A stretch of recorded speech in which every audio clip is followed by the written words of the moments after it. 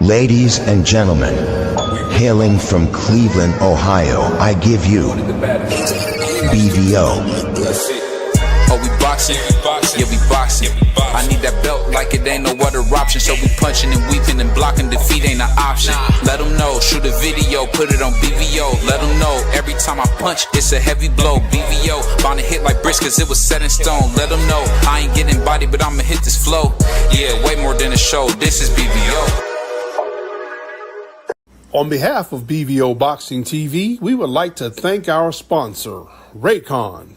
Don't forget to grab your Raycon Everyday Earbuds, the perfect bass model for premium sound, with active noise cancellation to block out distractions and transparency mode to keep you aware of your surroundings. They're ideal for your everyday needs. Just visit rayconglobal.com. That's rayconglobal.com and elevate your listening experience.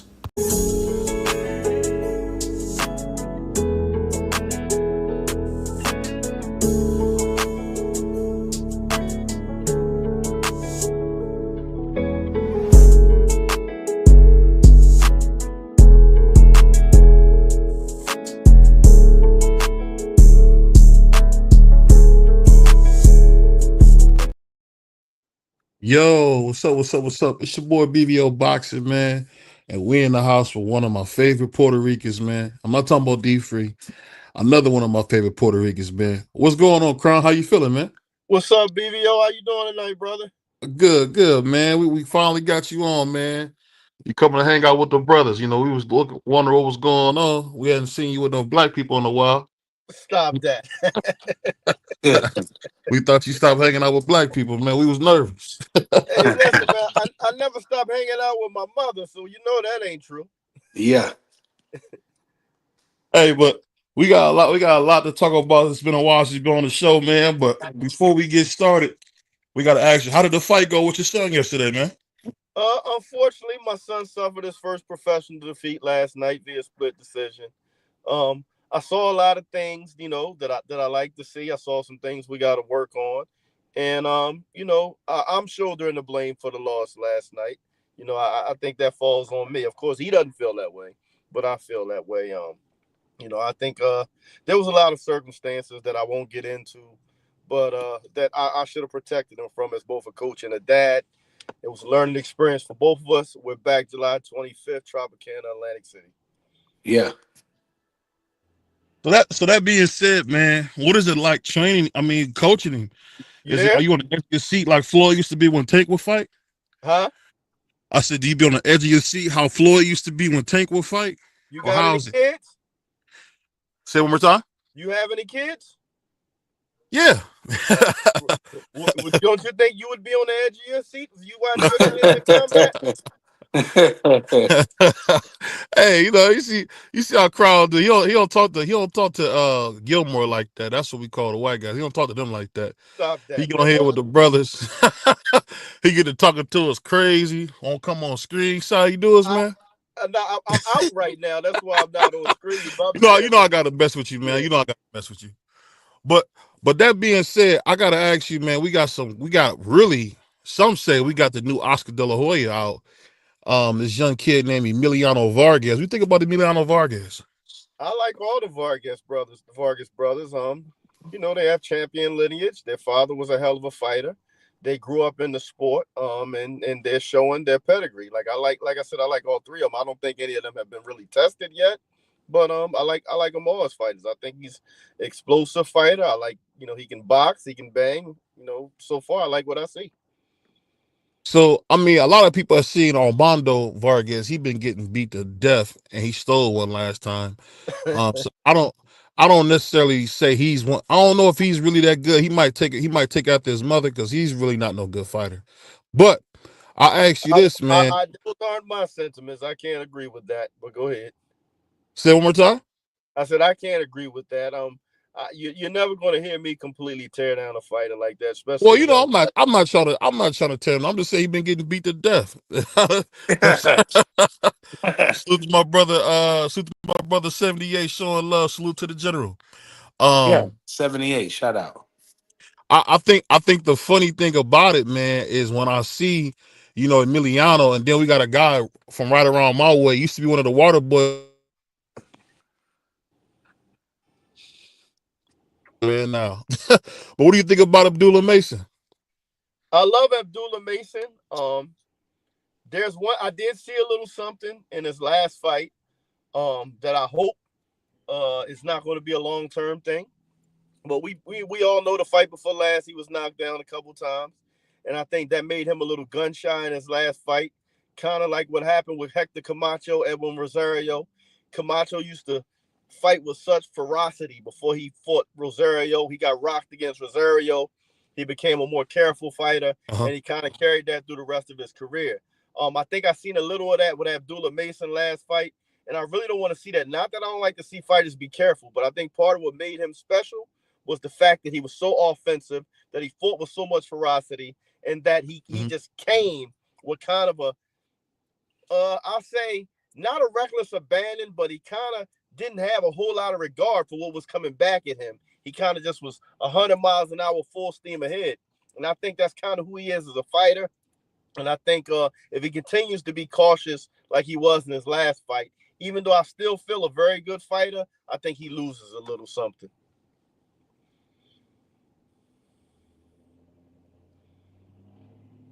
You guys there? You hear me? Yeah, I can hear you. I think BVO cut out of for a second. No, what I was saying is, even we seen him kind of, hold on one second, got a little background. Even though we seen him go down, I thought those were like, it was kind of a little nerve wracking because he went like straight down. Do you think that kind of makes him maybe a little bit chinny now, or do you think that was just maybe that was a flash knockout twice? What do you think? It's kind of hard to see because it happened on one night in one fight. We haven't seen anything like that since. So anytime a guy gets knocked down, and the guy could punch pretty good that he fought, but you have questions about his chin. It's natural. And the second time he got knocked, he was actually really hurt. But again, it happens. Anybody can be hurt in the boxing ring. Anybody can be knocked down. The main thing is he responded like a fighter in that fight, and he actually went and got that guy with, like I said, that ferocity that I'm used to seeing from him.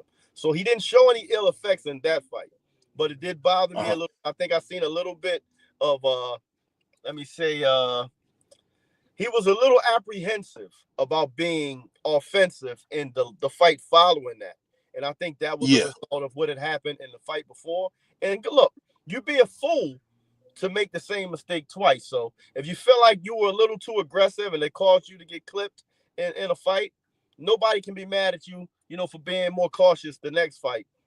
I just think a big part of his talent is being so offensively aggressive, for lack of a better word, because I don't want to call him reckless, but he fights with such ferocity. I think that's what makes him special. And if he starts to be more defensive, that may take away some of his appeal. I don't know. Maybe he develops into a better defensive fighter and becomes a really high skilled defensive fighter. But I think a lot of what made him special was that he just was no nonsense. He goes to guys and beats on them. And like I said, I didn't see as much of that in the last fight. So seeing that, and what do you think about Emiliano Vargas repeatedly letting it be known that he would love to fight? He would love to fight Abdullah Mason. Do you think that's something that you think that could be a super fight in the future?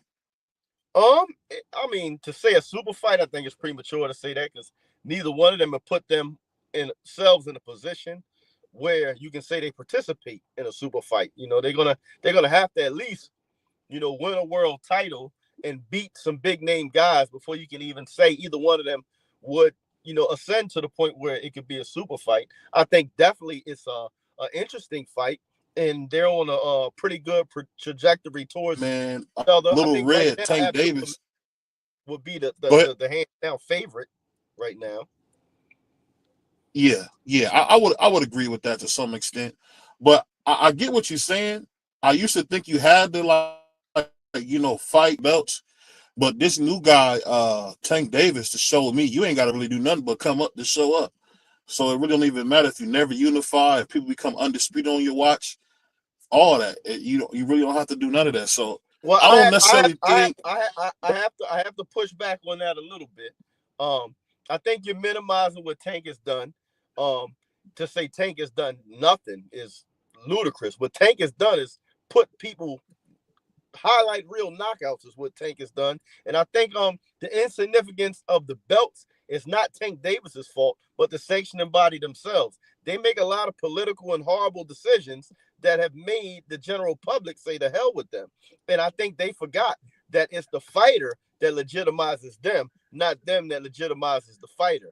And, stuff like they're doing right now. They got rid of super titles supposedly to have less belts. As soon as they had an opportunity to make some money, they make Boots and a super champion and create another WBA like that. They're just full of shit, to be honest. So I think the reason why people don't want to unify is because, first of all, they ain't doing nothing but taking fighters' money. Why would I want 4 belts to pay 12% of my purse to sanctioning bodies if I already have a name for myself? The sanctioning bodies, when you get to a level of a Tank or a Floyd, the sanctioning bodies probably should be paying them to wear that belt. Yep. Yeah, I get what you're saying when you say that. But my only pushback, as you would say, that's a cool little term I just learned. My man Crown, he was running for mayor, so he's a smart guy, man. Yeah. So I'm trying to be like him. Yeah. But I'll say this. My only thing is only thing I've seen Tank really do is stand next to Floyd, knock out a couple cab drivers. But then on the other hand, we seen a young man in Devin, the American Dream. Some call him Black Jesus. We seen him go in there, fight a monster, and Linares fight a monster, and Jojo Diaz, and fought, probably one of the greatest fighters of this generation, Lomachenko, and squeezed out a tough fight against him. Became undisputed, and we really seen Tank do is just have a regular belt. I guess I just never could imagine Ray Leonard letting somebody become undisputed on his watch. I couldn't imagine Marvin Hagler sitting back. Go ahead. I would say you should look into becoming a pastor, the way you can put the words together and create a narrative that would probably make people want to buy into the BS that you're selling. But, become a pastor. That's crazy. Let me finish. Go ahead. To take a shot at Tank Davis's resume and then turn around and compare it to Devin Haney is laughable. The only thing Devin Haney did was fight for a belt, fight for undisputed against probably the worst undisputed champion in the history of the sport. So he won 4 belts in one night. That's tough. JoJo, to come at Tank's resume and name Jorge Linares and Jojo Diaz, especially Jorge Linares at the end of his career, who damn near knocked Devin Haney out and made him run for the last round. I mean, I think it's. I'm wondering if you actually watch Tank Davis or you just go on his haters' channels and listen to him, because Tank Davis has knocked out Hall of Famers. I don't know. We don't want to say it. Yes, he's benefited from standing next to Floyd, but a lot of people have stood next to Floyd. You also have to fight in order to get the benefit of standing next to Floyd. We had, Mickey Bay stood next to Floyd. You had Badu Jack stood next to Floyd. The difference is Tank was in there, as my man Wallow like to say, he was doing fender and body work. You know what I mean? He was in there putting Joker's brains on reset. So I think you should put some respect on Gervonta Tank Davis's name, because Leo Santa Cruz is a first ballot Hall of Famer. He knocked him out cold. I think Frank Martin is a very good up-and-coming contender. He knocked him out cold. Yuriorkis Gamboa, he beat him before Devin in more devastating fashion than Devin. I mean, the last person I want to hear you compare resumes to Tank is Devin Haney. That's just my opinion. Also, the guy that Tank made quit damn near handicapped Devin Haney and put him out of boxing for a year. I never see a guy get suspended for PEDs and the guy he beat up served the same amount of suspension time as him. Crown in his bag right now. I gotta say this, and I'm gonna bring D free after this. Now I understand, Crown says this stuff, now I'm a jig, I'm a nigga, all this stuff, Tank I ain't hater, never all seen this nothing stuff. like that. Don't put that on me. All this stuff. You know, that's okay. That's okay. Because one thing I will say, you my brother and I love you, man. So I'll let you throw all this. And I didn't realize. Let's get something straight for the audience. My mother is an African American woman. The two mothers of my three children are African American women. You're right. Let's have the narrative correct. I'm 50% African American. Don't put that on me. Period. Well, I'll say this: salute to my brother Crown, because he got the curly hair. If I seen him, I wouldn't think he was a brother, but he is a brother, so I don't want to say he's not. And I just don't know why he got definitely a brother. Right, he's definitely a brother. That's my son crazy. On your screen. What my son look like? Go ahead. He look like a brother to me. On your screen, what he look like? A brother. All right. He like a brother to me. But what do I know?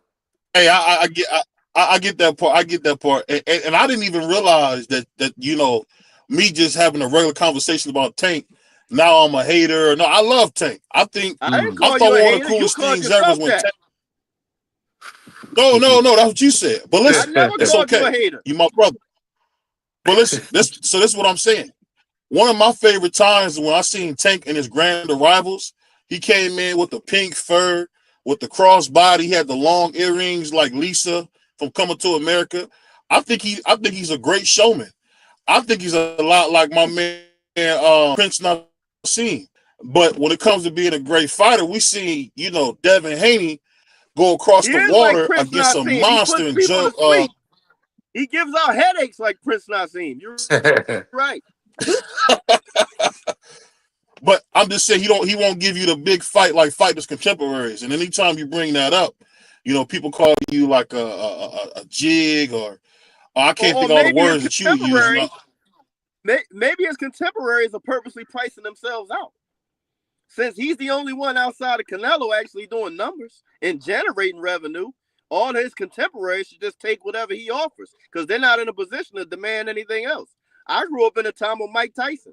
Nobody negotiated with Mike Tyson. He made an offer and you took it. I grew up in a time of Roy Jones. You didn't negotiate with Roy Jones. Nope. He made you an offer and you took it. Unfortunately, now we reach a time where these B-side guys think they have leverage over the A-side guys. It's crazy. That's what you should be mad at.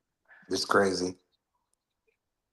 Well, I'll say this: we go ahead and let my man, another Puerto Rican. Maybe he might get some better answers from me. We'll have my man D Free pull up and get action. Go ahead, Free. D Free. What's good, crowd? And I want to ask you some questions about your coaching. With you taking your first loss, well, I should say with your son taking his first loss, what are some of the things that you felt like you could have did differently?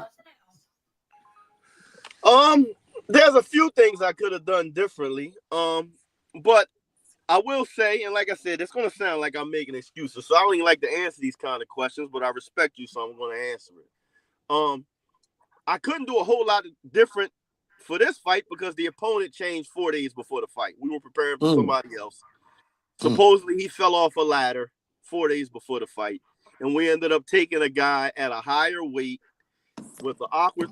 And I'm gonna say this: my son has one amateur fight. He's a late starter. One amateur fight, one pro fight. This was a second pro fight. So what I could have done is stuck to my guns and say, listen, this is not the kind of guy this is not the fight that we need to take on 4 days' notice. And either, a different opponent that was his size, or just say, listen, we'll sit out to July 25th, which is our next date. That's what I could have done different, because the reality is I put my son in a situation last night where I think my son's the more skilled fighter out of the two between him and his opponent last night. But I put him in a situation that he didn't have the experience to deal with. So he only lost a split decision, but a loss is a loss. Right. So what I would have done differently is stick to my guns and not put him in that situation in the first place. What are some of the techniques that you use to work on footwork? I have, just like every other sport now, we have ladder drills, and I have ladder drills dedicated strictly to boxing. I was a mover. I know BVO don't like that, So I was a mover. So I actually get in the ring and not spar them, but shadow box with him and move with him. But I think my son was a career basketball player. He played college basketball. That's why he started boxing late. And I think footwork and mechanics is the same pretty much universally throughout sports. So, it's about balance. You don't cross your feet. You don't square up. But, I use a lot of ladder drills to work on that footwork. All right, Prodigy, go ahead. Now, I want to go back to the I didn't know your son had a second pro fight. I'm going to go back onto the first pro fight where I seen you coach your rear end off. That first fight, that you did some good work. Now, y'all took a fight 4 days notice. I'm going to give y'all the benefit of the doubt because I don't like to throw fighters away from one loss. But I can remember because I haven't seen the second fight. That first fight, you and your son was in your bag. Can you take me back to that? I want to talk about that fight because that's the fight that I saw. And when I That saw you fight was posted on your channel, you and your son was in y'all bag. I know you got better. I know y'all got more to give. So how you feel about that first fight? That's what I want to talk about. That first fight. the first fight. He actually surprised me. I'm not gonna lie. Me too. He only had one amateur fight, like I said, and that was Mm-hmm. 2 months before his pro debut. Mm-hmm. So his pro debut, we're from 5 miles from Atlantic City, so he fought in Atlantic City at home in a pretty big theater at Tropicana. Yes, he And did. it was packed. And I Yes, it didn't was. he sold a bunch of tickets, which is why they want him back again in July. And Mm-hmm. I'm gonna tell you, if you want to check it out, it's on the zone. Mm-hmm. When they called his name for the ring walk and the place went crazy, I was actually scared for him because I didn't know how he'd respond to a big crowd like that. Yeah, that was a big For crowd in him. AC, bro. But he was so relaxed, so poised to the point where I was nervous. I was like, I'm in the back. I'm asking him. I'm like, "Yo, you all right?" He like, "I'm good." So I'm like, "Yeah, he don't. I don't see no nerves though." So I thought he was a little too nonchalant. But you're right. I think you said it perfect. He was like really in his bag. Yes, he was. I think the crowd, you know.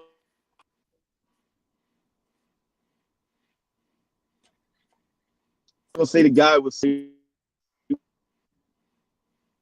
awkward and strong, and I said he just had business. He was smart. He worked behind his job. Mm-hmm. So, hold on, I'm not here. So that being said, can you hear me? Yeah, go ahead, BVO. Okay, so that being said, man, we got to get back to this conversation, man, because I'm shocked that you would say Tank Davis has a better resume than a guy like Devin, the American Dream Haney. I guess you forgot that Linares is going to walk right in the Hall of Fame. You know, there's no question Lomachenko's going to walk right in the Hall of Fame, and I would say Regis probably is just a step under a Hall of Fame fighter. So when you fight guys like that, I mean, my only question would be who has Tank fought that could even match a Lomachenko? What do you think?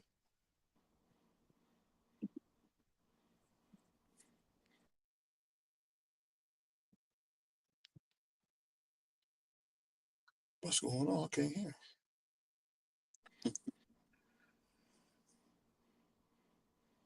Can y'all hear me? No, I can hear you. I don't have any audio on Crown Jewel. I hear you. I can't. Hey, Crown, you there? Yeah, I'm here. I'm sorry, I got a phone call. Did you hear my question? There you go. Okay. No, go ahead. Good. Run it back, Crown. Run it back.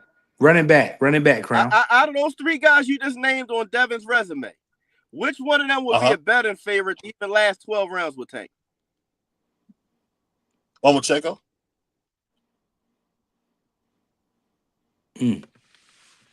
Nah, I can't hear your answer. He said Lomachenko, Crown. He said Lomachenko, Crown. You think Lomachenko goes the distance with Tank? I don't personally. Well, I heard Bob Arum say he's the best he's seen since Muhammad Ali or Cigarette Leonard. That's what the great Bob Arum said. First of all, he said that while he was promoting him, and he's supposed to say that. Second of all, that was about 7 years ago.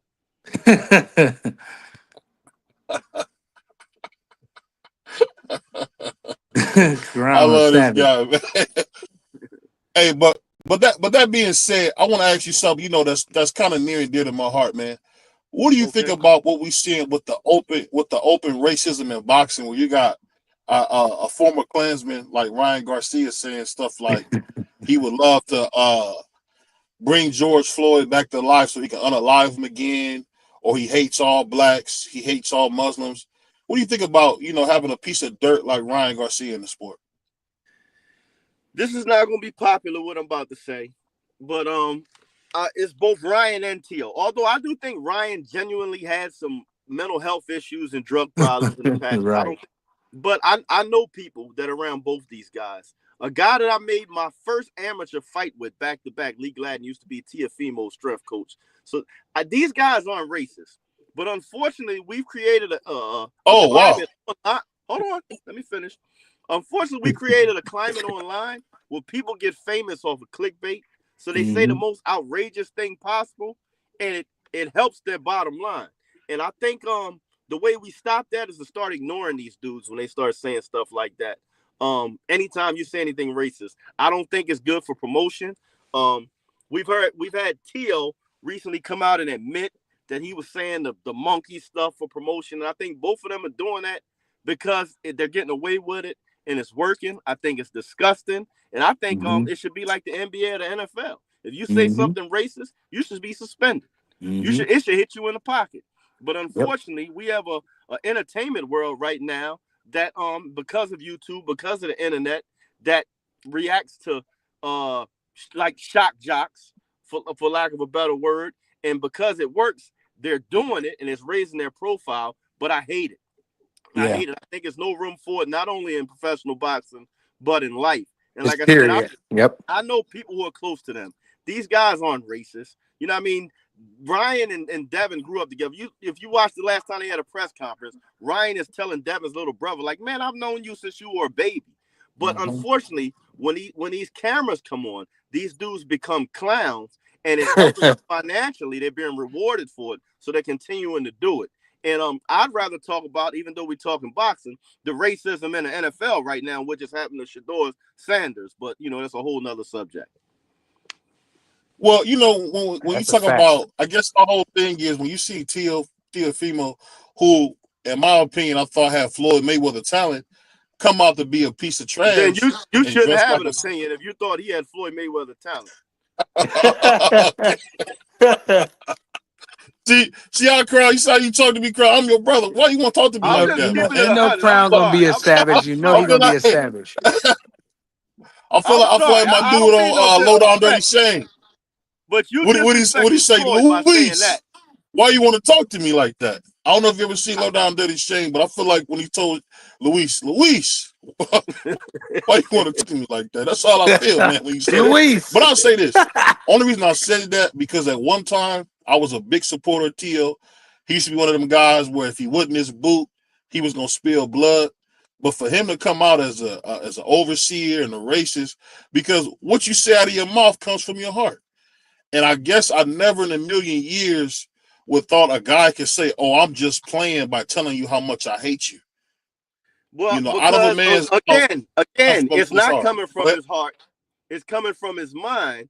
And unfortunately, like I said, they've seen other people be rewarded for speaking that way. And right now, all they're trying to do is come online and generate attention. And attention has transferred into currency, or is the new currency. So that means I can say, like Mike Tyson, the absolute worst thing you think you want to hear me say, and they're rewarded for it. These guys aren't racist. These guys have black people working for them and helping them. These guys have been around blacks their whole lives. But unfortunately, we live in a society that is rewarding clownism. And so they're participating. At the end of the day, they're just trying to figure out how to get to that financial plateau that Tank's at. And I think we should give Tank a lot more credit because he hasn't had to do any of that coonery to get there. Well, he paints his nails and wears the long earrings. I think he's doing that. Neither one of us are hip anymore. The young kids are doing stuff that we don't respect or like. We did stuff that our parents didn't respect or like. I don't even speak on that stuff because, again, I'm 40. I'm going to be 47 years old. I'm not hip. Do I agree with their style? Can I emulate it? Absolutely not. But I can't speak on what I don't understand. It's their time. What they think is cool is cool. So I don't comment on that. But I will condemn the buffoonery where it's become, you say the most horrible thing possible, even though you don't feel that way, and it brings attention to you, and that attention equals dollars. I think there needs to be some type of regulatory commission in boxing that when they say those kind of things, they're put on timeout and their money is affected and they learn to stop it. But unfortunately, because too bad that's not going to happen. Exactly. And I'm gonna tell you where it started. It didn't start with any of them. They're actually responding to what Conor McGregor started this when he was calling Floyd Mayweather boy and monkey, and he made $100 million in one night doing it, and it made everybody else say, well, damn, if that's all it's gonna take, shit. And Teofimo, I mean, you can act like you didn't hear it, but he came out and said it. He said, listen, I can just go right to the line and not cross it because, you know, it brings attention. It makes me popular. But unfortunately, you know, what we should be doing as a society is saying, nah, I don't. And this is where I disagree with my brother Knockout, too. Because when these guys say racist stuff, Knockout's like, well, I want Tank to fight him now and knock him out. No, that's what they're looking for. When they say racist stuff, I think they should be starved. I think it's like, all right, you that's how you feel? I'm not going to come together with you and make you a millionaire. I'm going to freeze you out and make you starve because you want to talk stupid. We don't do that, though, Crown. No, we don't, because we're not loyal to anything at this point as a people, and we don't stand against anything as a people. Like, right, because if we did right now, we'd be saying, everybody cancel your NFL package. We ain't watching, and the players should say, we ain't playing until they give us the amount of respect that's indicative of the contribution we make. I don't watch it anyway, Crown. Yeah, because they say, well, what's me not watching it going to do? Right. We're just in a society now where we have gotten comfortable. We're not willing to fight for anything, and we're willing to take anything. Well, I'll say this, because one of the things that happened was we seen Shador Sanders have a dream come true and become a Cleveland Brown. Probably the greatest franchise that ever. It was about $40 million by side. $42 million. Well, this is the thing. If he's as good as he said, as the people think, like I think a lot of people do, we've seen Tom Brady go in the 7th round and become, arguably the greatest quarterback of all time. Yeah, but Tom wasn't pumped up like Shador. It really doesn't matter where you go. It matters what you do. We all have seen guys be highly touted in college and get to the NFL, do nothing, like Tim Tebow. We've seen a lot of guys do a lot of different things. My only thing is I think you can't tell people how to run their business. One thing I know from being in football my whole life, you're never going to tell an NFL what to do. And I would say for me, I felt like Deion was out of place to even open his mouth against the NFL. You just seen them take a guy out for kneeling for police brutality against blacks. So I mean, if they would do him like that, what do you think they'd do to Shador? And Deion is a bigger guy. Go ahead, BVO. My bad. But listen. Well, that's crazy. That's crazy work. That's crazy. But come on, what I'm saying is this: no matter how you slice it, we talking about you can't ask me for my money and tell me how I'm gonna give you my money. And I think cats are so out of pocket. Can I respond to that? Go ahead. Can I respond to that? Oh, let me say this one last thing, and I'm gonna let you get it. Go ahead, BVO. Go ahead. No, BVO, you go. Let me say this last part. And then Crown jump in there. The main thing is this. You can't ask me for my money and tell me what to do. It don't work like that. It never did. And I think that's what we're dealing with. But let me hear what you got to say on that. Go ahead. All right, so I agree that it was unwise and arrogant for Deion to step out and say he's going to control where his son goes, and they better not draft him, because I get it. I mean, that was a little arrogant, and he shouldn't have said it. I can go with that. But to say the Manning said it. Yeah. No, I was gonna go there. My bad, Crown. Go ahead, cook, Crown. Yeah, but to say, he should be, I guess, basically kissing their ass for them to give him their money. First of all, black players are the league. They generate the money. Nobody gives a damn about an owner. Nobody gives a damn about a coach. You take the black players out of the NFL, it will go bankrupt tomorrow. So, Tomorrow. and just like you said, Archie Manning held Mhm. up 2 drafts Yes, he did. saying where his sons would and would not go. I think the bigger conversation is, why is it tolerated when Archie Manning, who is not 10% of the player that Deion Sanders is, did not generate 10% of the revenue that Deion Sanders generated for the NFL, able to come out and speak his mind and beat his chest when his sons are going into the NFL, but a guy that made billions of dollars for the NFL and Deion Sanders and for Major League Baseball and for Nike can't come out and speak like he wants to protect his sons. I Yeah. think that's the conversation. That's the nasty It's like part about it. the really thing that happened was, how dare this black man Mhm. think he can be a father and say what he will and won't tolerate from his son. And what they did was collude against him and say, we don't care how talented you are. We don't care how popular you are. We don't care how much money you can make us. This is ours, and we will deal with you accordingly. And you will take the little piece of scratch that we give you. Mhm. And it's ironic. I know it's collusion because they pulled up a comment or a tweet from Deion from 7 years ago, before his son Yeah, was even in college, I saying saw that that. if there was a young quarterback that was going to be drafted by the Cleveland Browns, even though he think they're a decent organization, he would pull a Archie Manning because he wouldn't allow that young quarterback to be in a situation like that, an organization like that. So what they did was collude and say, we know your son is either the number 1 or number 2 best quarterback in this draft. But what we're going to do is show you, we don't care. We may not draft him at all. And when President Trump came out and said, NFL, y'all need to draft Shador, they're like, all right, He we'll got draft him. drafted the next day. Yep, we're going to draft him to the Cleveland Browns, the one place he said he wouldn't let a good young quarterback go to show him that we're in charge. Just another time to show that we don't care how much money we paid y'all. The NFL is a plantation, and you guys, if not slaves, I won't call them slaves because they get paid, you're sharecroppers or indentured servants. Wow. Whoa. Let me say tough. this real quick. I'm gonna say this because what you said was disgusting. I'm as a black man, if you think that's well, disgusting, let me question you. let me finish. Let me give you a little insight.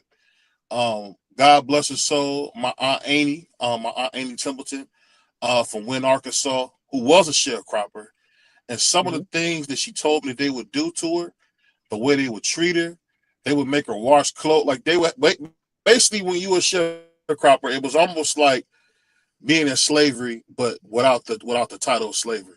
She lived on I can't call it a house. It was a shack on their property, right? And whatever they wanted her to do, she had to do. There was a time, and this is a true story. My aunt was out there. It was a Sunday. Usually on Sunday, they chill, they cook, go to church. They told her she had some stuff. They wanted her to do some stuff on Sunday. And she said, well, I'm doing this. Make a long story longer. She was basically told, you'll have to leave the property if you don't do what we say. See, my thing is this. It's like when people compare things BVO, like, don't go wrong. hold on, let me finish. Let me respond to that part first, because you're going to run on and be on another subject. Let me respond to that. No, I'm going to stay on the same subject. Go ahead. Hold on. Just I'll respond to part 2 to what you said too, but let me respond to that while I got it fresh in my mind. So the NFL doesn't own these players, tell them what they can and can't do, where they will and will not be. And like you just said, because of what Deion said, they took his son and made an example out of him.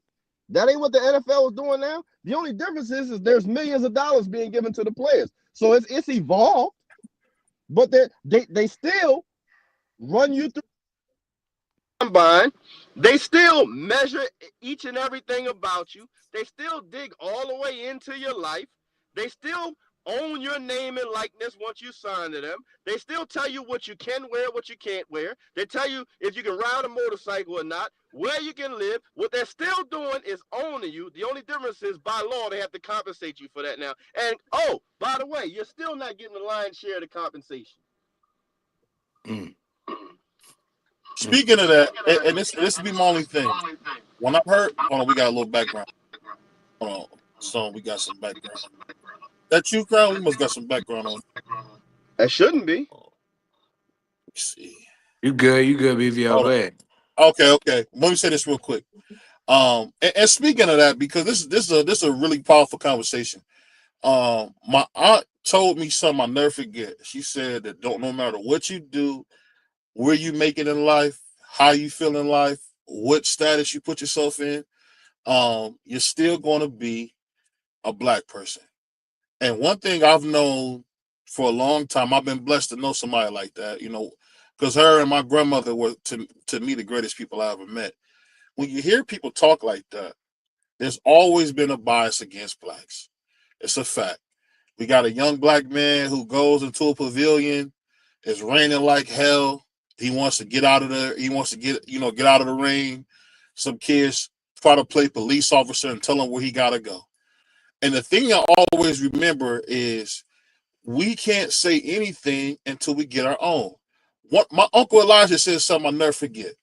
He said the problem with so many people is they want to be a part of something that they don't own or control. The fact is this, all the great NFL players we've seen just now, because of a guy like Primetime, we seeing great black talent go back to the HBCUs. They're never, when you look at, I'm a football enthusiast. You go to the Canton, Ohio, all the great players came from black colleges. There was no Clemson. There was no Alabama. There was no USC, UCLA, Florida. You had Texas Southern. You had Grambling. You had Savannah State. The fact is this. I don't want to hear that. Let me finish this. I don't want to hear that from people who won't put the work in to have their own league. You can't come to somebody's league and then get mad about how they do things. That's how it goes. If you're going to do your own thing, then do your own thing. Other than that, shut up and play. That's how it works, and that's the real world. If we want to play this imaginary game where things are fair, and I know, any black man that's ever existed knows there's no such thing as fair. The only place that's fair is where they raise pigs. So I don't want to hear this, it's collusion. Well, shut up and get your own league. You can't tell me the money those guys have made, they don't have enough money in a pot to start their own league. No, they don't want to. What they want to do is have it both ways. They want to be millionaires and then try to tell them how to run their organization. It doesn't work that way. So I want your opinion on it. Go ahead. Hold on. Can I respond? Yep. Go ahead, Crown. I agree and disagree with you. Now, I agree that we do need to come together, pool our resources, and put ourselves in a position to write our own narrative. Wholeheartedly agree with that. But I also am a person that live a normal life and retired from a regular job. In any job you go to, and just because you're making millions of dollars, the NFL is still a job. You have bargaining rights, there's labor laws, and you have freedom of speech in this place we supposedly call the United States of America. So to tell these guys they should shut up and go to work and deal with being treated like less than is ridiculous to me to hear from you. Now, I agree that they should be more militant and direct in their approach and combating it, but to say that they should just shut up and lay down and deal with it, if our ancestors felt that way, we'd still be picking cotton and living in shacks. So no. I can't go along with all of what you said. Should we, at some point, try to get our own league? Yes. But do we have to? No, because we built the one that's generating trillions of dollars right now and deserve a seat at the table just like everybody else. Yep. And it's just like what Ice Cube did, BVO. Ice Cube tried to, he tried to do his 3-on-3, but the NBA blocks it. And that's when Jaylen Brown signed. That's why I love Jaylen Brown, because he signed the most money ever first. Then he went back to Ice Cube's league because he's trying to give the retired players something to do. But we get blackballed when he tries to start an all-black league. It's nasty. But you can try to start all-black league. They got all the TV contracts. What you gonna do? Yeah. I'll say this. The only thing we can do is shut their league down. If the black players say, you know what, ain't none of us playing week 1. Mm-hmm. I guarantee you they get their mind right. Real quick. We had a guy. There was a basketball player. Hold on 1 second. There was a basketball player named Craig Hodges. Craig Hodges felt a certain way about how blacks were getting treated. He went to Magic Johnson, and he went to the great Michael Jordan and said, we shouldn't play the game.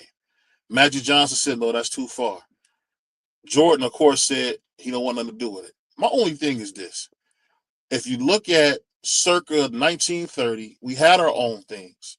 We had black doctors, black hotels, black veterinarians. We had more things other than getting your hair cut, getting your hair done, and getting some soul food. Those are only 3 black businesses that we have now, or they want you to pay overpriced for some bull crap clothes that they say is cool. They want you to pay 3 or 4 times or Gucci prices for clothes that are just mediocre at best. My problem is this: if you don't like what's going on, there has been ample opportunities to change it. Here in Cleveland, they have a black hotel here. This black hotel has been here since probably the early 50s, right? But guess what happens? Everybody black makes it a point to stay at the hotel. Y'all can go stay at the Crown Plaza. Y'all can stay, at the Waldorf maybe. But why wouldn't I go to the hotel that we own and that we run? Because at the end of the day, we're bred to say one thing and do another. We can't even compare to the men of those days. So I wouldn't even dare try to put myself in the same even thought as my great-grandfather. That black man came here with no education, bought 3 houses, had 10 kids, had a great house, had a great life. As he said, 4 Cadillacs, big boy that's still in the front yard. This is what those guys did. So when we got guys like us, they're spoiled grandchildren talking about what we should do. The problem is, let's be real. Shut up and do what you're told if you don't want to put the investment in. It don't matter what you build, because we seen that from this country. We built a lot of things in the country. You know who designed DC? Benjamin Banneker. Is there a statue? Is there a plaque? Benjamin Banneker. You know who honors Benjamin Banneker better than we do? The doggone UK government. They named a clock after him. That clock, Big Ben, is named after Benjamin Banneker. That's not named after nobody else but a black man that came and they said, what you've done is so great, we're going to name this clock after you. So I guess I get so tired of hearing spoiled Negroes say that they want to have this and that, but won't put the work in, won't suffer through the tough times because you want the change. You want the notoriety. We all do. So don't tell me you're going to tell them how to do their league that they own, run, and operate. It doesn't work like that. If you want to have your own league, guess what? You got to start your own league. You got to go back to the circuit. There was a time there used to be what they called the map of the South. You could go anywhere and find black businesses. Now, if you want to see a black business, you got to either get some ribs, or you buy some overpriced clothes, or you're going to some BS. We don't have those businesses because we choose not to. We choose to consume. So I guess when I hear you say that, Crown, to me it's nothing but BS. Because the same people who call people like Louis Armstrong, Sammy Davis Jr., Uncle Tom's are the same niggas begging for a seat at the table. Those guys never did. Those guys did what they wanted, flew how they wanted. Sammy Davis said, hey, Frank Sinatra, you the biggest thing in the world. I want you to come to the Million Man March. Okay, I'm on my way. So that's the thing I'm saying. Excuse my passion about this, but I'm just so tired of the entitled Negro. I got an answer. I'm just saying. I'm so tired of the entitled Negro begging whites for what they already should take care of themselves. But go ahead. That's your stance on it, right? And you can say you don't compare to the black man of yesteryear, or you're not equivalent to your great grandfather. I can't say that because I can tell you this, my own life experience, right? Most of y'all know I've been on here before. I'm a retired career firefighter. Yes. I took the fire test back in 2000. Fresh out of the military, and I came in #1 in my municipality. I was slated to be hired. On the day I was supposed to be hired, they postponed me being hired. After a couple weeks, they decided somehow they were going to skip me and hire a white councilman's son. I took legal action. I didn't say, hey, it's their establishment. They get to do whatever they want. No, that wasn't my stance. My stance is you guys say this is the United States of America. You say there are segregation laws. You say there are discrimination laws. So I went to court like our forefathers did.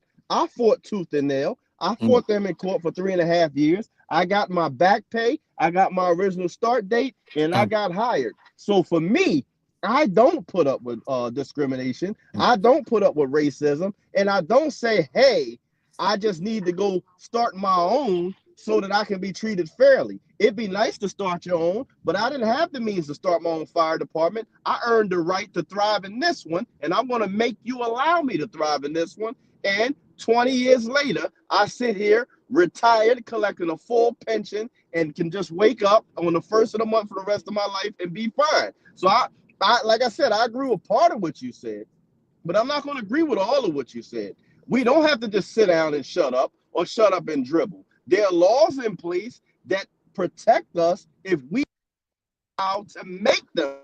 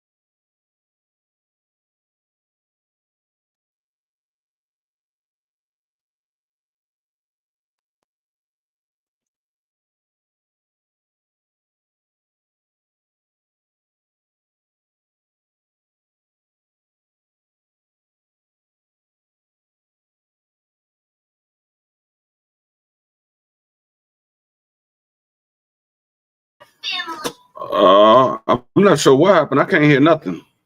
Yeah, I didn't hear anything either, D Free. I went on mute because I didn't Crown kind of cut off. I didn't hear nothing from BVO. All I hear is you.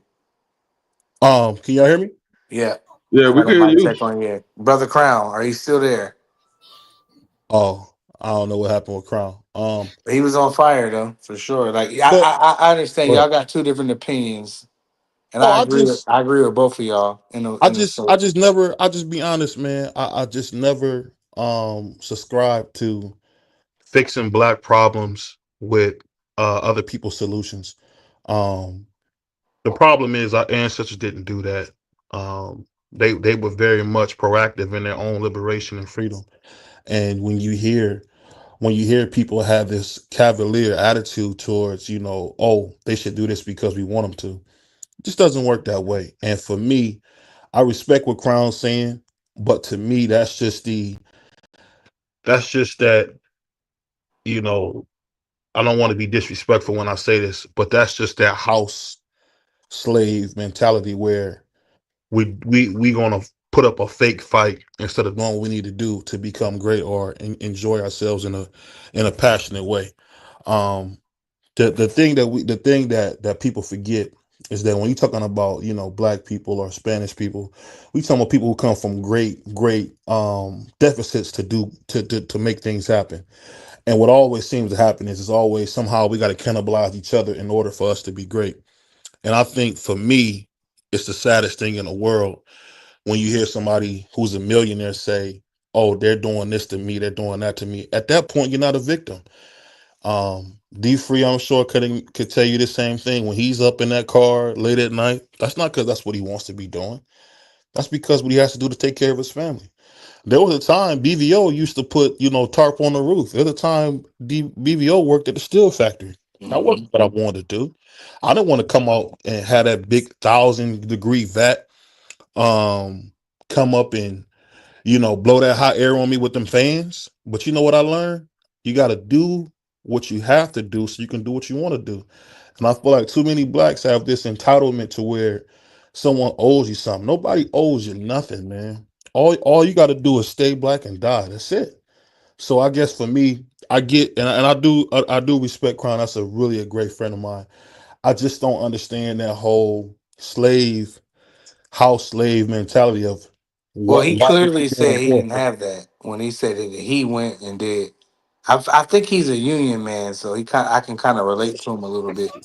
But I I think that I kind of agree with both of y'all. Y'all both made good points. So it's hard to argue, you know, either one of y'all points. You know, at the end I of the day, mean, for me. yeah. At the end of the day, it depends on what end of the Yeah, spectrum you are, yeah, because right, free. BBO is on one end of the spectrum and Crown Jewel is on the other end of Yeah, the spectrum. right. So it depends on what end are you are. Now, if you in that on that end where BBO is talking about as a pretty much average individual Hmm. that's really not really trying to do anything, you just want to make noise, Right. then yeah, you need to shut up and just do what you're told. But if you at the other one, at the other end of the spectrum, like Crown Jewel is at, where he's standing up for what he believes in. Nah, Mhm. you don't need to shut up and just do what you're told. You stand up what you believe in, because you have some people that want to make noise, but they really don't believe what they're saying. And they just want to make noise because everybody else is making noise. But you have the other people that really believes in what they're saying, and they making noise because they want change. So it's two ends of the spectrum that y'all talking about. So where I'm right there with Crown Jewel. I'm not settling for anything. If you're Right. not giving me what I deserve, I'm fine. I'm taking my Firing talent off. somewhere else. I'm taking my talent somewhere else, and you gotta fill that void, because I know what my value is to your company. I know what my value is. Some people don't believe in themselves strong enough to stand up for what they believe in. So y'all talking, y'all have the same message, but y'all at different ends of the Hmm. spectrum. You're right. My I thing is agree with this. Fritz. I see, and we talk about, which I think is hilarious, when you hear the average man. I know a brother, man. You know, I'm not gonna bring up his name. I don't know if his family be comfortable with me sharing this. This young man came to Cleveland, was able to buy a record store, was able to buy, a small car dealership. How did he do that? He saved his money. The man never made over $50,000 a year, but he was able to make smart investments with his 401k and and I think his RA as well. And he was able to, when he got to a certain, I think he was 54, he was able to do some things. All I'm saying is this: when you got that kind of talent, like a Dion or anybody of that nature, don't complain when you won the lottery. You don't have to do a lot of stuff that you don't want to do. Deion Sanders, and I don't want to take anything away from him as a person. This brother's walking around here with no toes, feet, beat up. He didn't have blood transfusions. He didn't had all types of stuff, skin grafts. He didn't been through it. But I'm just saying, at some point, man, when are blacks going to stop asking other people how, for answers that they should come up with themselves? And that's just my only thing. If you want justice, if you want a lot of, you gotta do like those people. It was a group of 10 black people. They bought land in southern Atlanta, right? And they're building their own homes. I think they're building 15 homes over there. At some point, you got to take your future to your own hands. So I don't want to hear no more people talking about uh, what somebody else should do for them, man. Well, when you gonna do something for yourself? See, this is the thing that people don't understand. I'm gonna tell you. I'm gonna give you some history. BVO likes to read. So do you guys know during Selma when they had the bus boycott, right? Are you guys familiar with that bus boycott? Which one? In Selma, when they had the bus boycott where they stopped catching the bus in Selma. No. So when you hear about Rosa Parks, all that was in Selma. That was in Selma. And what they did was, when Rosa Parks was, kicked off the bus, unfortunately, which started the civil rights movement, they said, you know what we're going to do? We're going to boycott the bus system. But guess what? They had a bunch of black owned buses already there. But the problem is, people don't want to invest in their own. How many people see somebody black and say, "Oh, I ain't supporting that nigga. I'm not supporting her. I'm not supporting him. They too high." We've all heard people say things like that. A guy came to Dr. King and said, "Hey, Dr. King, do you want me to buy a bus for you so you guys can have buses to get back and forth?" He said, "No, I want them to let us on their bus." And the man said something to Dr. King, and this is all true. You guys can look this all up. The young man said, "Hey, well, I'll give you $1,000, which probably would equate it to about $11,000 now, to buy shoes so people can have shoes back and forth." The problem is, one of the things people don't understand is that when we did our civil rights, we were going for the wrong things. We were not going for economic floor. We were not going to get the money that we're supposed to get. Dr. King in his life said we're going to get our check. Why was he saying that? Because we had mistakenly went the wrong way. And I think what happens now, we got so many of these entitled Negroes who have been accepted on the highest level who want to tell the average man do this and do that, but won't do nothing for themselves. It's just that simple. You seen Magic Johnson on LA with the TGI Fridays, open up the movie theaters. You seen great people do it. I mean, you seen, if you go to North Carolina, you see Michael Jordan dealerships, all that stuff around. When a black's going to take the money that they make and do some great things with it? Start your own league. You can't tell me if all the top black players said they wanted to have their own league, they couldn't do it. They could. They just don't want to. They want the easy route. Everybody wants the upfront money, but I don't want to make it about that because I don't want to offend anybody. Because no matter how you It's go, all good. I you want know. to BB. But I want to get brother Crown Jewel up here. I want to give him his chance to speak. He's been really quiet. He's our guest, so oh, is he on mute? Hey, no, this he's is your right. show, No, Crown. no, brother. No. I ain't want to interrupt you. You was on fire, but I Oh, want to okay. give our guest, brother Crown, to brother Crown. Are you there? You ready to go? Yeah, I don't know. He He Yeah, I said can't he's hear back. him. No, yeah, I guess we can't. I guess his audio's off. But backstage, he said he was ready to go. yeah. But all right, BVO, carry on. My man said it best. He said, "Oh, my people are on, whether you want it or not." BBO is the hold on. What do you say? Oh, my people are on, whether you want it not, or BBO is the point. I don't know what that brother's saying. Retype that. Yeah. He said, I guess y'all can't hear me. Yeah, Go he out and did. come back in, Yeah, Crown. yeah. But like I said, that's the problem. And Malcolm X said it best. We got a lot of house niggas running around here who want to talk crap, who want to say this, or who want to look strong, but instead of just being strong. And when I say I'm not equivalent to those guys, I never had to do the type of walking those guys did. People don't understand. Black people, a lot of people didn't have cars, man. A lot of people walk to work and walk home. Mm-hmm. Hey, I'll tell you something funny. So my daughter had soccer today, right? And one of the kids said, "Hey, coach, is it always this hot?" And it's like maybe 70 degrees. Hey, Right. I couldn't do nothing but smile. He Yeah. was telling the other coach, he said, "Coach, is it always this hot?" So it is what it is. Well, I think Yeah. Crown's back. Let me see. Crown, Fellas, you can back? y'all hear me now? Oh, Yeah, now we we can hear you. got you. Now we can There hear he you. is. All right, so BVO, Floor Yeah. is yours. there's a whole lot of what you said that I wholeheartedly agree with. But this is Mm-hmm. why I wanted to be able to periodically step in and say certain things at different points of your conversation. Because I think you're putting a whole lot of things together, and in there, in a lot of the factual things you said, you mixed in some untruths and some maybe misunderstandings. Now, I don't agree with that. I agree with you when you say you don't want to hear people talking who aren't willing to act Right. wholeheartedly. But I don't agree with you said, well, our ancestors would say, keep yours, we'll go make our own. That's not true, because if that was the case, we would have said, listen, we're going back home to Africa. We don't even want to be a part of this country no more. No, we said that our ancestors said, we built this damn country and we demand to have the rights of a naturalized citizen here like everybody else. So we didn't just take our ball and go home. We demanded to be treated right and forced them to give us certain rights that we enjoy today. Unfortunately, I agree with you that a lot of us have gotten comfortable. And because we've gotten comfortable, some of those rights have regressed because they've allowed money the money that's been given to a few of us to allow us to turn our heads to the hell that the rest of us are catching. So I agree with you there. But to say our ancestors didn't beg to be a part of theirs, they made their own, that's not true, because we're still in this country. And if we were just going to make our own, we would have stayed with what Malcolm X was saying, give us our own parcel of land and let us have our own country. So we didn't do that. And our ancestors didn't do that.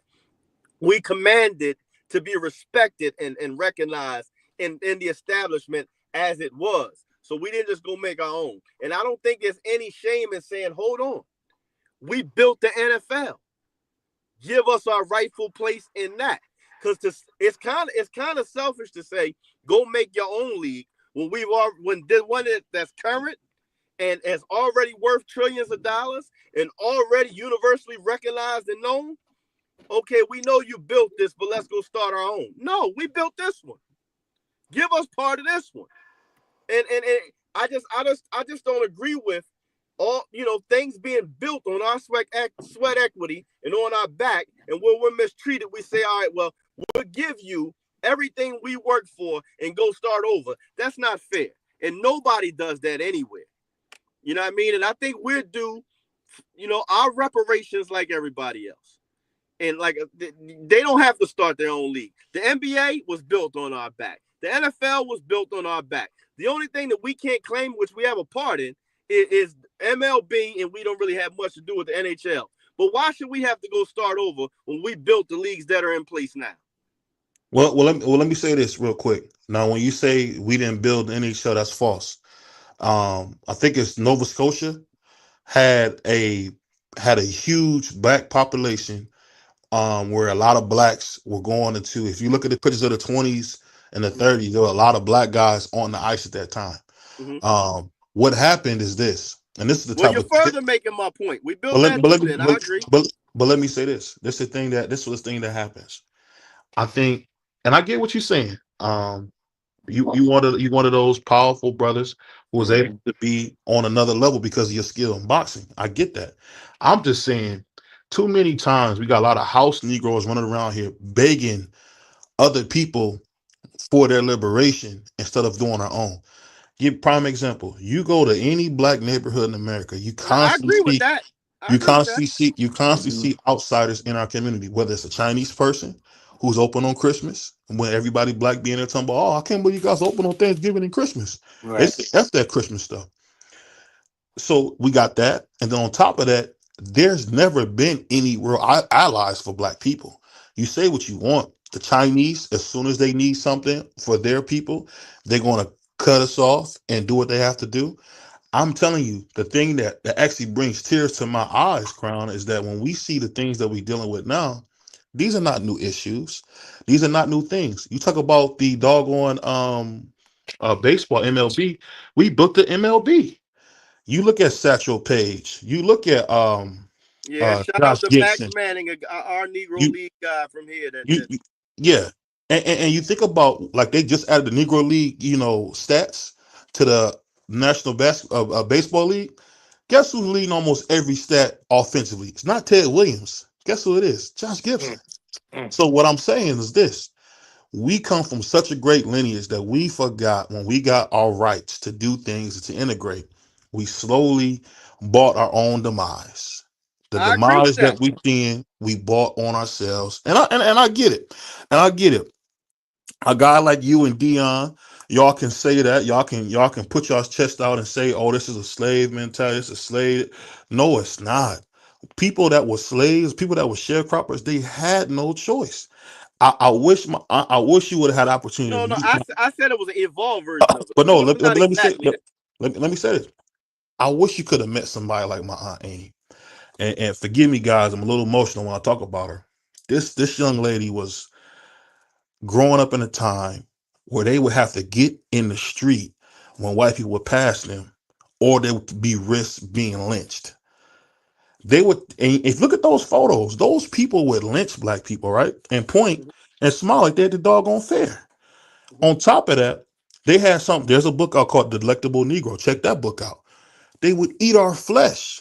So you want to tell me somebody who would do those type of things, those people that you want to be in business with?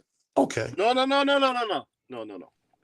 And I agree with a lot of what you're saying. I just don't agree with, I build a mansion, and when I'm done building it and being mistreated in it, then I got to go build another mansion. No, I built this one.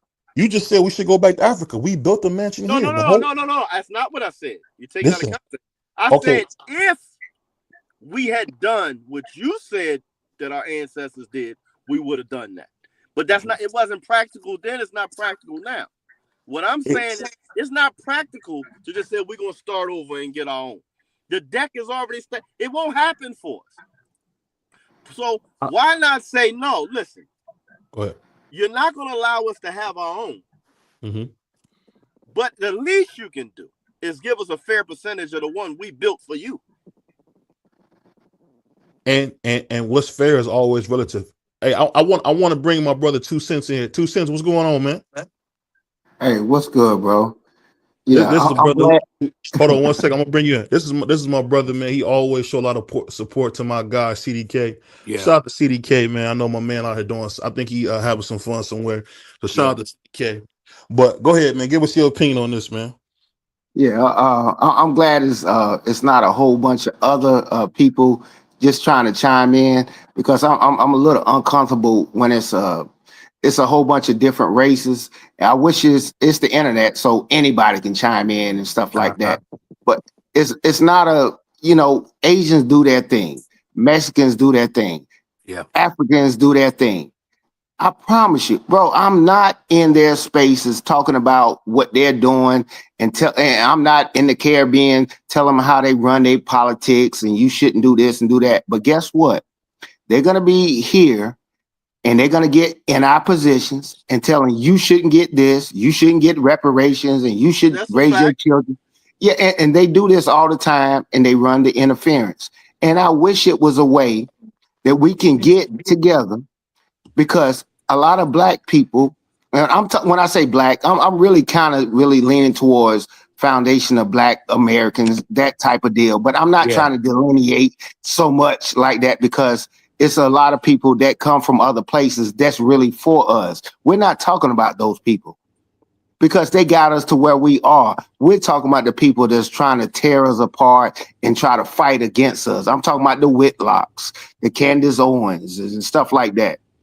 Those people. And only reason why we kind of standing with Shannon a little bit and he's not getting so much support because we know what Shannon did. And it's hard for us to fight for him because we know he's doing a lot of things that he's a white woman lover and he don't do a lot of things to break us down like a Stephen A was about black people. Even though I don't care if Shannon like white women, hell, I dated white women. And I got a white girlfriend right now. But at the end of the day, I don't down my people. Shannon don't down black people at the end of the day. But that's why we still show support for Shannon. That's not what he's about. I think it's a shakedown. Yeah, it's a shakedown. Let me say this real quick to kind of, because I heard you go on my man Jason Whitlock, which is totally unfair. And I'm gonna tell you why I say that. What? I think the thing that people don't remember, and I can only say this because I admired those older men and women that raised me. My mother was 18, my father was 20 when he had me. So I was blessed to have my grandmother's brothers and sisters raise me. And people don't remember how conservative older black people were in those days. They were pretty buttoned up. When you hear something called perfection gospel, that's because they were trying to protect their children from getting lynched, from getting blackballed, and they wanted to have them have a great education. I watched this interview. This guy was a bartender, and it broke my heart. He was talking about how people would call him, the N-word and treat him real bad. But he said, you know what, I'm doing this so my children can go to school and not have to do that. And even to this day, I don't deal with a lot of racism because I'm a handsome guy and I'm very funny. And people know when you're a big, handsome guy, you're going to have limited interactions with any. Just off my physical size, I'm not going to have a lot of people talk too crazy because they know what'll happen. Right. But I'm just saying, I think it's unfair to call somebody like Jason Whitlock, or even Candace Owens to an extent. The problem is we don't have any ideas that are separate from each other. Just because we don't agree, that doesn't mean anything. Have I dated a white Nubian queen? No. Have I liked white Nubian queens? Yes, we all have. All I can tell you is this: it don't matter to me because for me, when it comes to how you live, you can't sleep white and talk black. My grandmother never fooled with Harry Belafonte because he would sleep white and talk black. You can't do that if you me. So all these pro-black dudes who don't even pick a woman that looks like their mother, you can't tell me nothing. So all I say, just in a nutshell, is we do a lot of hypocriting and pointing, but the fact remains: either you're going to have your own, or you're going to shut up and do what you're told. That's kind of how I feel. BVO just flamed the issue real quick with that one. Yeah. It's a difference. Yeah, it's a difference, Devo. You know, Hold it's a on. difference. It's a difference to be pro-black and anti-black. Yeah. You can be pro-black, but you can't be anti-black. And sometimes you can be pro-white, but I'm talking about it's people that's anti-black. I've seen them. I've been in their rooms. I listen to them talk. These people are anti-black. There's a difference. I don't care. You can't help hate me because I'm black. They think they really believe in this nigga stuff. They hate you because you're black. There's a difference. I don't hate you because you're white. I might want to do things with my black people because I understand our suffrage, just because, look, my family is over here. We need a car. We need a car over here right now. I don't have a car, and I can't go buy this family over here a car. I don't buy you a car. I need a car over here. I didn't buy you a car because I hate you. No, my family need a car. Black pride is not white hate. It's a difference. Hold on, Crown. Hold on, Crown. Go ahead. It's a difference. Go ahead, Crown. You just started the show. This is Crown's show. Go ahead. I would just agreeing with him and trying to sum up what he's saying. Black pride does not equal white hate. We're not being exactly proud of ourselves. Everybody else, and I'm half Puerto Rican, right? Everybody else is allowed to be proud. Puerto Ricans are allowed to be proud. Mexicans are allowed to be proud. Irish can have Irish Day. Everybody's allowed to be proud. But when blacks are proud, you know what I mean? They're trying to say it's like racism. So Bars. I get that. But I do want to say one thing that y'all inspired me to say when y'all brought Shannon up. This is us holding ourselves accountable. At what point do we stop being sexual deviants to the point where they can use the same playbook to tear down every affluent African-American male? Every one of us that becomes big, they can set a sexual deviant at. We're going to do something crazy that's going to be caught on camera, that's going to put us in a position to lose everything. At what point does sex become that important that we're willing to risk it all just to, for lack of a better way to say it, bust a nut? The puffies is not used to that kind of stuff. They're used to the 90s and the early 90s and early 2000s, where hold on, BVO. Go ahead. My bad. Go ahead. It doesn't cost $10 million to be nasty. When does it cost $10 million to be nasty? It's a shakedown. Hold on. Some time now. I know, but it's just being nasty. Some people like what's it called? What Shannon was doing to me, it seemed like a bunch of role play that the girl recorded, and she got enough baggage on it, and it looks like I want to choke you, I want to do this, I want to do that. But really, they're on the phone having role play, building up to her coming over to Shannon. That's what it is to me. So it's a shakedown. But like, when does it cost to be you in public? I'm saying, look what you but that's just but that could be a role play. People are freaks. Sex sells. People can go out there and want to do the weirdest stuff and suck toes and do crazy stuff. I think. I know. I'm just saying, real quick, BVO. I'm gonna land my plane. What you saying? It's a shakedown, Shannon. It costs. You can't even be nasty no more because everybody's so sensitive. You know what I'm saying? You can't even be nasty no more. Let me just put this out because it's definitely a shakedown. But you going to a different place. Yeah, because they're not used to us. The old heads are not used to the internet and stuff. Go ahead, BVO. Well, let me say this. And it goes back to what my grandmother always said. You can't sleep white and talk black. It don't work. I like that. It don't work. Because one thing I always believed, and my grandfather said this all the time, it's easier to teach a newborn than to teach a damaged man. It's easier. At the end of the day, you got to really think about it. Nobody wants to keep it real. Guess what? Obama sleeps black. Say what you want about Obama. He sleeps black. You don't see Obama. He could have easily went to. If I can get back to just letting you guys know what my point was in this, I agree with everything that's being said. But my thing is, I'm even guilty of this. I have 3 kids by 2 different mothers. Me too. But the reality is, we see what's happening.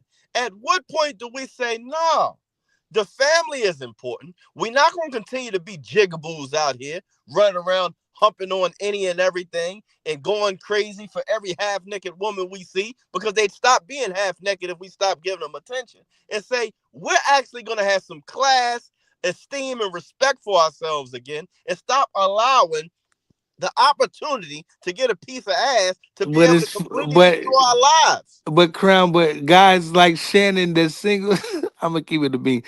It's fun to be nasty. It just is. And Yeah, some but people just at what it's just point, like it's a drug addiction, just like some people addicted to alcohol, some people addicted to this, some people addicted to that, some people addicted to being nasty. And being listen, nasty is it I'm feels guilty, good and brother. it's fun. And some people just go to the extreme. Maybe me and you don't. Maybe we Brother, might like one girl, two girl there back in our primes. But when you got millions and millions of dollars and you seeing these little things flaunting around the gram, you got all this money and you just by yourself in the house and you feel like being nasty. It's nasty time, like the boy said on Friday. So I don't feel like if the girl is willing to do all of this stuff and you got all the money, why is it cost us black men too much? 10 million? Like I'm with you. I'm brother, with y'all. I wouldn't bro, do it in this internet day. But back in the days with Puffy and the internet and all that wasn't around, being nasty was okay. But now now it's a problem. Puffy stuff was still going on now. But what I'm saying is this. Hey, Listen, I'm 47 years old. I've been guilty of it myself. Right, And that's what I'm saying. hold on, real quick. You got it. At what point do we get serious about our community and our lives? Why is a 50-something-year-old man's whole world still being driven by fun? Because sometimes And sometimes listen, guys just can't let go. I'm gonna tell you something real quick, right? And I'm a retired firefighter. I do the most menial job right now, right now. No, I shouldn't say that. But I Don't do say a that. I'm regular about to say, job. don't say that. Don't Yeah. say that. Listen, I do a job that doesn't take a whole lot of skill or talent, right? I'm an Uber driver now, right? Mm-hmm. And I do it. I like it because I do it at my leisure, on my own time. If I want to do it, I do it. If I don't, I don't. Right. In being an Uber driver, sometimes I get sent up to around like colleges, and I can tell you, there's a stark difference you hear in conversations in other races of people and our young people. And the problem is, like you said, fun. We're the only ones that are playing. Everybody else is serious about their lives and their futures besides us. And I'll tell you this, I was driving on Penn State one day, Penn State University, and I kept picking up these young Caucasian women. And I talk to them, I engage them, I let them talk to me, right? I let them know, I got kids your age, and I just want to hear where they coming from. And you listen to our young sisters, when they get in the car, they talking about all the things they shouldn't be talking about. Turning up, no self-respect. The difference is when the Caucasian young ladies get in the car, their freshman year, they're wild and they're partying. Their sophomore year, they're, partying a little bit, but they're starting to focus on graduating. By their junior year, if they're with a man that's in a major that's not going to make no money, or he doesn't look like he's going to graduate on time, they're talking about leaving him because I can't have a family with this dude because he's not going to get his engineering degree, and it's not going to allow me to have the lifestyle I want. Everybody's serious but us. And what I'm saying Nah, is, they be shaking stuff down though. Them no, hold Caucasian. on. Let me Go ahead, finish my Crown. point. Go ahead, Crown. I'm not saying they live perfect, but most of them have a plan.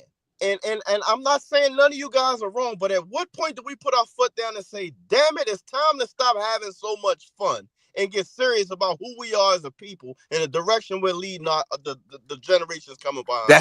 That's what I agree with. If I'm gonna be this guy with all this money like Shannon Sharp, I'm gonna mess with the Cougars. I'm not messing with them young Jones because there's some bad Cougars prowling around here for me. You know What what I'm is he saying? showing his What I'll adult say. daughters? They want I'll them say young this. Jones. And young Jones is big trash, man. Trust me. What is he showing his adult daughters Yeah, when he's got I a would go for female the younger than 35. them? I would go for the 35 because I'm 35 and up. You can do the same. Why would I get it? Some people are fixated with them Well, young how I'll about Jones. say this this? real quick. How about They, this? How go about ahead, this? BVO. How about do the honorable thing? Grab you one woman, make her your wife, Right. show her a great life, have some children with her, and prepare them to live the life that we should be But living. even if you don't do that, Crown, at least deal with the Cougars. Don't go Yeah, for the Well, young but let me Jones. say this Hold real on, quick. let me get Hold on, let me say this real hold on, quick. Crown. Let me get BVO in here. Go ahead, Let me BVO. say this real quick because I know prizes are free. He's a freak, boss. I'm not though. I get it. I'm He's a sitting here. freak. I got one woman right now. I'm chilling. Listen. I know how you get down, boss. And, But that's all I'm saying. My only thing to what you're saying is cool, but it all comes full circle to what I said. The problem is this: we got a bunch of Negroes who say they represent blacks and they don't. Because for one, if you sleep white, you can't talk black. And on top of that, you cannot tell me anything if you don't value doing things for yourself. There's been guys who haven't had the money that Deion has, the influence. Deion Sanders is like probably, one of the most charismatic guys to ever live. And when you see him, and I don't want to go against him as a man because I think he's a beautiful brother, Christian man. But I just think we got to at some point be honest here. You can't, as Crown said, you can't live like a demon at 50. You're going to get set up, especially these days. It don't work like that. All I'm gonna say is this before we get out of here, is we're gonna have a part 2 of this. Yeah. And I'll put like this. I understand why a guy like Crown, powerful guy like Crown, will support the house Negroes who say, hey, this isn't fair, that isn't fair, instead of making solutions. But what you got for me, Sheldon, before we get out of here? We got Grandpa Sheldon here. What's going on, Grandpa? Take Grandpa. Hey, I don't have no problem. I don't have no problem with nothing the nigga did, except for the fact that you did it with a 19-year-old white broad. Now you deserve everything that comes to you Yes, that's the only for problem. doing that. You deserve everything that's coming to you. You had no business even talking to that broad, let alone sleeping with her. So whatever happens to you, nigga, you deserve it because you brought it on yourself. And I think Grandpa said it perfect. You get what you give. I mean, Yeah. I'll be honest with you. A 19-year-old woman, I wouldn't even think about talking to. Right, not 19. I'm cool. I'm cool. How I'm would good on Shannon that. feel I like the about Cougars. another So. affluent older man living out those same things on recording with his daughters? Oh That's man. what, and so I can't say I don't see nothing wrong with what he did because I have a 20-year-old daughter. Ooh. And if, What and did he if say? I, I'm gonna put a big if black I was baby to in and all find that. out that a 54-year-old man is Yeah. dealing with my 20-year-old daughter in No, he's that way, 57. I'm going to see that. I'm going to 57-year-old see him. man I'm going to dealing see with him. my 20-year-old daughter in that way, he wouldn't have to worry about the money he's about to pay. His peoples will be picking out his plot. They had to pick him up off the street, miss. I'm Hey, with you, Crown. brother Speaking of Crown. that, And I'm the Hey, type hey, of brother to hey, jump in the Crown. car let me and tell you slide guys with this. you. I Let me tell you slide with guys That's you, this. why we Crown. said. The funny thing That's why about we it I is, said what we said. when it That's comes to why I Crown, slide said. with you. hold on, y'all, That's hold why I on. said Hold on, what I one at a said. time. Hold Hey, on, yo, hold on. Hold on, When one y'all at a hear me time, talking, please. One when at a y'all hear me time. talking, hold Yeah, up, please. one at a time.